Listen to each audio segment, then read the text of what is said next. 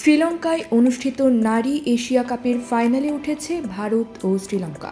আর এই ফাইনালে আম্পায়ার হিসেবে থাকছেন বাংলাদেশের মেয়ে সাথীরা জাকির জেসি। ডাম্বুলায় আজ 3:30টায় এশিয়া কাপের শিরোপার লড়াইয়ে নামবে স্বাগতিক শ্রীলঙ্কা ও বর্তমান চ্যাম্পিয়ন ভারত। ফাইনাল পরিচালনার জন্য যে 3 আম্পায়ারের তালিকা দেওয়া হয়েছে তার একজন জেসি। মাঠের 2 আম্পায়ারের মধ্যে একজন হিসেবে থাকবেন বাংলাদেশের সাবেক এই ক্রিকেটার। এবারের আসরে এর আগে 3 ম্যাচে মাঠের আম্পায়ার ও 2 ম্যাচে টিভি আম্পায়ার হিসেবে দায়িত্ব পালন করেন জেসি। ফাইনালের দায়িত্ব পাওয়ার বিষয়টি গণমাধ্যমকে নিশ্চিত করেছেন জেসি নিজেই। তিনি জানান, কেবল নিরপেক্ষ হিসেবে নয়, সেরা পারফরম্যান্সের ভিত্তিতে তাকে বেছে নেওয়া হয়েছে।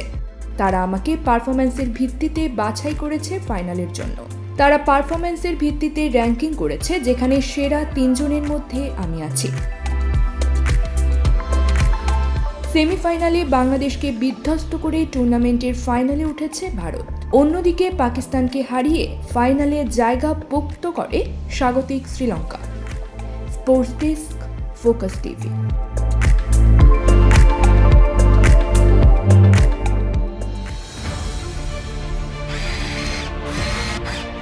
আলোতে থাকুন, ফোকাসে থাকুন, হাত রাখুন প্রজন্মের হাতে।